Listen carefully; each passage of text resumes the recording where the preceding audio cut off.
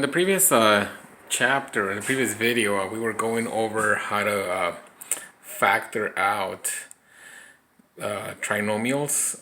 Here we have another instance where we need to factor it out. We have a trinomial that has multiple things in common. Each monomial has multiple things in common. So they have multiple things in common, so we need to factor out first the common factor among all three components, and then eventually we're going to factor out the trinomial. So as you can see, it's going to be a factor of 3 and also a factor of x that could be factored out, I guess, for lack of another term. And then eventually we're going to do the trinomial factoring. So we'll put 3x here, and it'll leave us with x to the second, because remember 3 times x gives us 3x to the second, and then x times x to the first times x to the second gives us x to the third.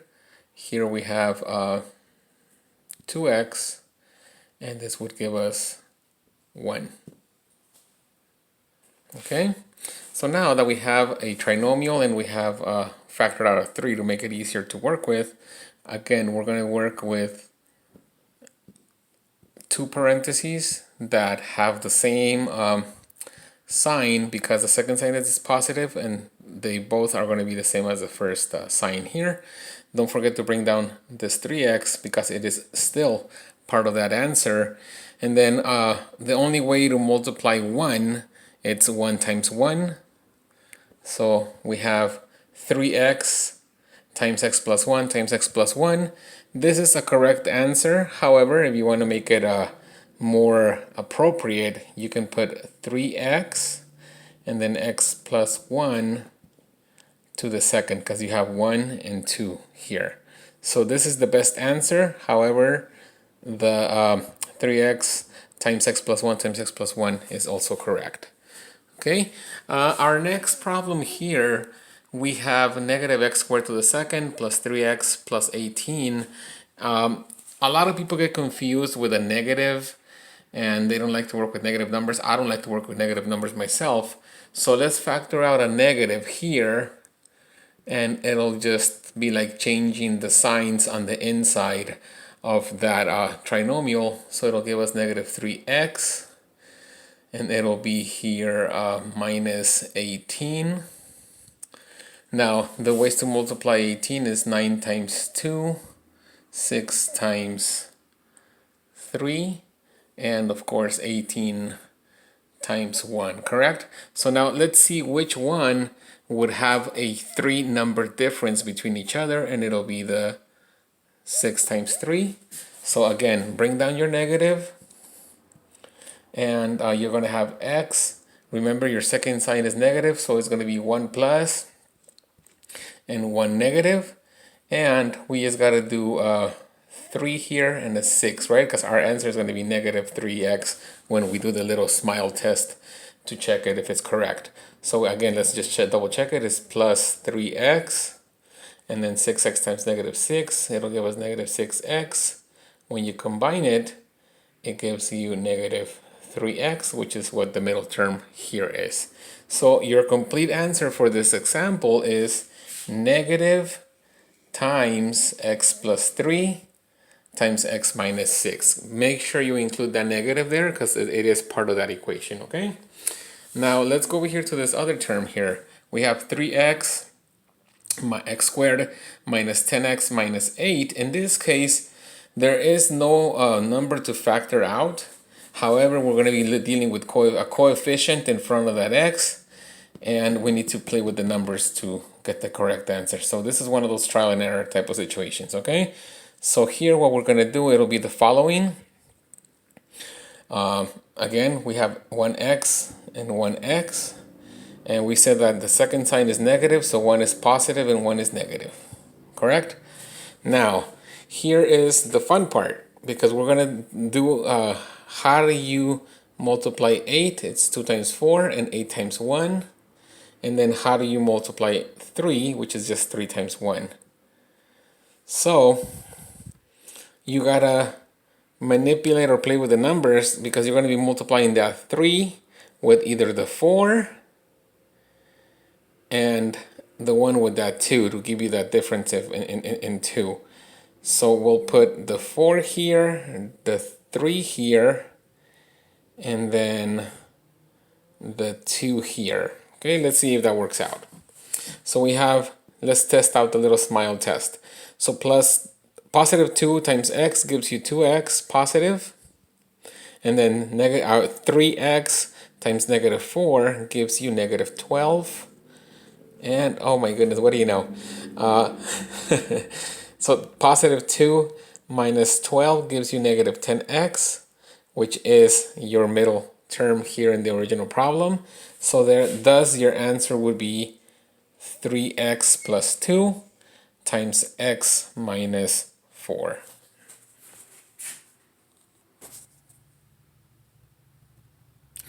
Okay, if you guys notice on my examples here, I went ahead and I showed you some other ways of factoring. Here we have 6x squared minus 19x plus 10. Notice that there is no common factor between the 6 and the 19 other than the x, and there is no common factor between the 19 and the 10. So with that one, we're going to have to be stuck playing with the numbers as a trial and error type of situation.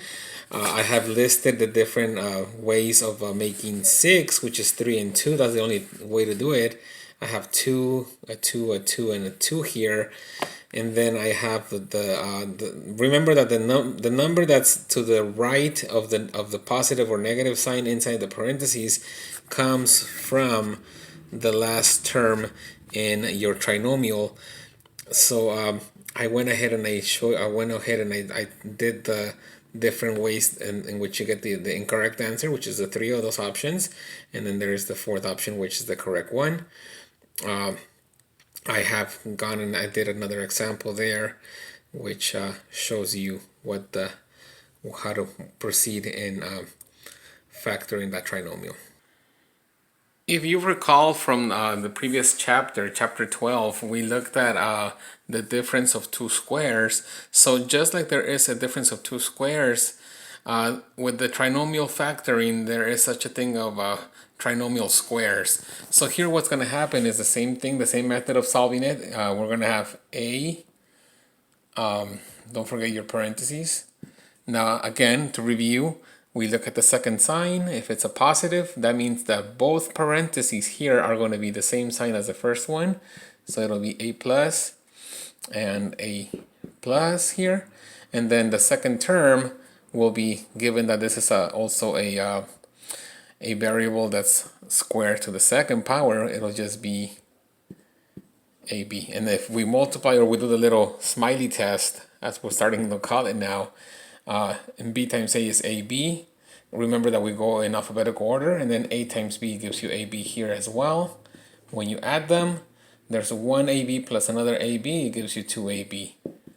So your answer for this problem would be a plus b to the second power. Okay, now the trinomial squares only work with trinomials that have a positive on the second sign, because remember, if it's a negative, one of them is positive and one of them is negative, so then it wouldn't be a square, it wouldn't be the same thing.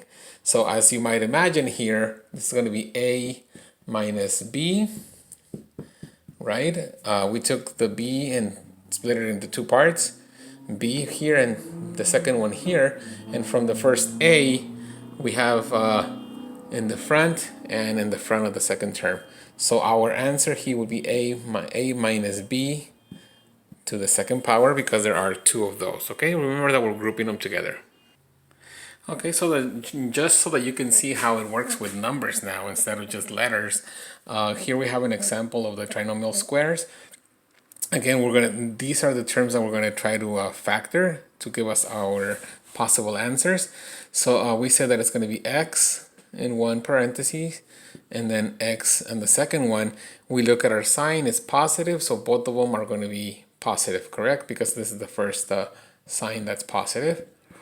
And then the possible ways of making 16 would be 16 times 1 and 4 times 4. Remember that when you add them together, these two numbers, they have to give you the middle number, which is 8. So in this case, it's x plus 4 and x plus 4. So our answer is x plus 4 to the second power.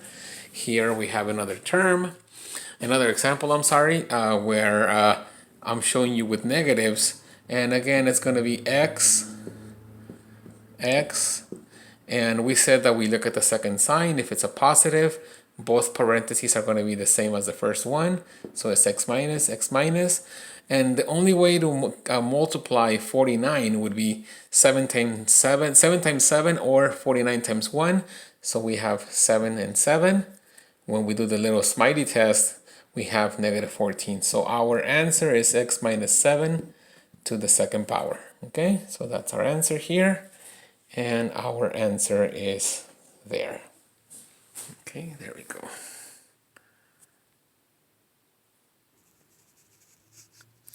Okay, so a few weeks ago we went over graphing to help us in finding solutions for an equation. And remember that we said that if a point lies in the graph or the linear graph of a certain equation, then that point becomes a solution. So these type of trinomials that we've been working with, they are also called quadratic equations. The quadratic equations follows the format of ax to the second bx plus c equals 0. Now a could be any number, b could be any number, and c could be any number. However, whenever you're trying to solve out these type of equations, a cannot equal 0, because if it does, that means that the first term here will become 0. Remember that anytime you have a 0 times any variable or any number, it becomes 0. So technically it would just become bx plus c, which would be the same equation of a linear equation. And we're trying to work with quadratic equations here. It says that a quadratic equation, when you graph it, will have two solutions. And we'll graph some of these equations in chapter 17. So I'll go over that when we get to that point. We'll cross that bridge when we get to it. Just know that quadratic equations will have two solutions, okay? So whenever we solve a quadratic equation, guys, what we need to do is we need to factor the equation, and then you're going to set each of the factor binomials equal to 0. What do you mean by that? Okay, so let's look at the first example that I have here. So I have, I have x squared plus x minus 6. So again, what is the first thing that we do? We look at the second sign. So we have negative, right? So that means that one of the parentheses is going to be plus, one of them is going to be negative. So we have x plus 2 and x minus 3. Now, remember that I said set each of the factor binomials equal to 0. So I have x plus 2 equals 0 and x minus 3 equals 0. So here we have to now solve two individual equations to get the point for the answer, or to get a specific answer where x will be that particular value. So when you solve for each x, you're going to have x is equal to negative 2, because remember here's a positive. In order for you to move it to the opposite side of the equal sign, you do the opposite operations. Remember, plus is the opposite of minus, and minus is the opposite of plus. So we have negative 2 and 3. So thus your solution for this particular quadratic equation is negative 2 and 3, and positive 3.